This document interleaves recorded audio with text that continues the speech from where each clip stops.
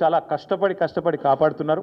వారందరికీ నేను చేసే విజ్ఞప్తి ఒకటే, మీరు ఎన్ని చేసినా ఎంత గింజుకున్నా ఈ మీడియా సంస్థలు ఎంత తాపత్రయపడ్డా ఆయన మీకు ఎంత అడ్వర్టైజ్మెంట్లు ఇచ్చినా ఎన్ని రకాలుగా మిమ్మల్ని ఫోన్ చేసి బెదిరించినా ప్రజలకు విషయం అర్థమైపోయింది. ఈయన ఒక లొట్టపీసు ముఖ్యమంత్రి, ఈయనతో ఏం కాదు అని అర్థమైంది. కాబట్టి మీరు కూడా దయచేసి నిష్పక్షపాతంగా వార్తలు ప్రజలకు చెప్పండి. లేకపోతే సోషల్ మీడియా ఉంది, మీరు చెప్పినా చెప్పకపోయినా సోషల్ మీడియా ద్వారా ప్రజలకు అన్నీ తెలుస్తాయి. తెలియదు ఇక మేము పిల్లి కదా కళ్ళు మూసుకొని పాలు తాగితే తెలియదు అనుకుంటుంది అన్నట్టు మేము రాయకపోతే వార్తనే కాదు, మేము రాయకపోతే మేము నొక్కేస్తే ఎవరైనా కూడా వాస్తవాలు చెప్తున్నాం. మీకు అబద్ధం అనిపిస్తే నేనేం చేయాలి? కానీ చాలామంది రాస్తలేరు, మరి ఏం చేయాలి? మరి మా బాధ మేము చెప్పుకోవాలి కదా, ప్రజలకన్నా చెప్పుకోవాలి కదా. కాబట్టి మీరు అట్లా అనుకొని మీ భ్రమల్లో ఉన్నంత మాత్రాన మీరు చేయగలిగేది ఏం లేదని కూడా చెప్తూ సహకరించే మిత్రులకు థ్యాంక్ యూ.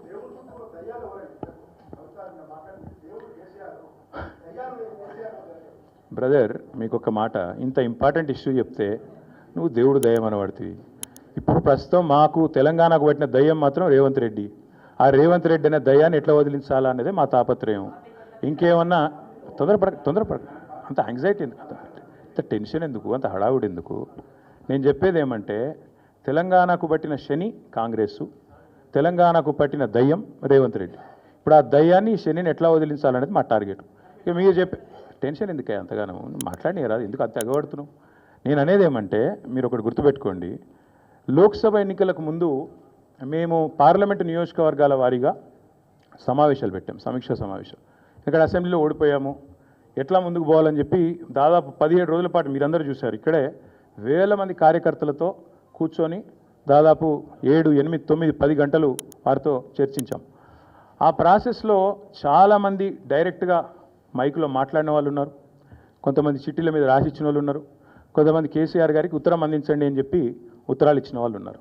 కాబట్టి మా పార్టీలో we encourage open culture, democracy కాబట్టి, డెమోక్రాటిక్ పార్టీ కాబట్టి, ప్రజాస్వామిక స్ఫూర్తి ఉన్న పార్టీ కాబట్టి మా పార్టీ అధ్యక్షుల వారికి ఎవరైనా సూచనలు చేయాలనుకుంటే ఉత్తరాలు రాయొచ్చు. అదేదో చాలా గొప్ప విషయం అన్నట్టు మీరందరూ అంత బాధపడిపోవాల్సిన అవసరం ఏం లేదు. నేను అనేది ఏమంటే మా పార్టీలో డెమోక్రసీ ఉంది కాబట్టి మా పార్టీ అధ్యక్షుల వారికి మా పార్టీ నాయకులు ఎవరైనా సరే అప్పుడప్పుడు సూచనలు సలహాల రూపంలో లిఖితపూర్వకంగా ఇవ్వచ్చు, ఓరల్గా ఇవ్వచ్చు, రకరకాలుగా ఇవ్వచ్చు. అట్లాగే నేను ఒక మాట మాత్రం చెప్తాను, మనం ఎవరైనా సరే పార్టీలో ఏ హోదాలో ఉన్నా కొన్ని విషయాలు అంతర్గతంగా మాట్లాడాల్సిన విషయాలు అంతర్గతంగా మాట్లాడితేనే బాగుంటుంది. పార్టీ ఫోరమ్స్ ఉన్నాయి, అధ్యక్షుల వారితో కలిసే అవకాశం ఉంది, లేదా ఆఫీస్ బేరర్స్ ఉన్నారు, కలిసి చెప్పుకునే అవకాశం ఉంది. కాబట్టి అంతర్గతంగానే కొన్ని విషయాలు మాట్లాడితే బాగుంటుంది. అది అందరికీ వర్తిస్తుంది, వీళ్ళకి వాళ్ళకని కాదు, అందరికీ వర్తిస్తుంది. తప్పకుండా ఎవరమైనా ఒకటే, ఈ పార్టీలో అందరం కార్యకర్తలమే, అందరికీ కూడా ఇదే సూత్రం వర్తిస్తుంది. కాబట్టి మీరు కూడా దయచేసి ఇంత ఇంపార్టెంట్ ఇష్యూ మాట్లాడితే దీన్ని మళ్ళీ మీరు, నాకు తెలుసు మీ సంగతి, you are intelligent, unfortunately I'm also intelligent. కాబట్టి నేనేమంటానంటే మీరు ఏం పెడతారో, మీరు ఏం హెడ్డింగ్ పెడతారో తెల్లారు నాకు తెలుసు, మీ బాధలు కూడా నాకు తెలుసు, మీ మేనేజ్మెంట్లో ఉండే అవస్థలు నాకు తెలుసు, రేవంత్ రెడ్డి గారి ఒత్తిళ్లు తెలుసు. కాబట్టి నేను ఎక్కువ చెప్పను, ఒకటి మాత్రం చెప్తాను, మా పార్టీలో డెమోక్రసీ ఉంది, మా పార్టీలో సలహాలు సూచనలు ఎవరైనా ఇవ్వచ్చు, ఎట్లా అయినా ఇవ్వచ్చు. గతంలో పార్లమెంట్ సమావేశాల సందర్భంగా లేఖలు వచ్చినాయి, సూచనలు వచ్చాయి, అట్లే వచ్చినప్పుడు వాటిని ప్రజాస్వామికంగా స్వీకరిస్తాం. థ్యాంక్ యూ, మీ అందరికీ థ్యాంక్ యూ.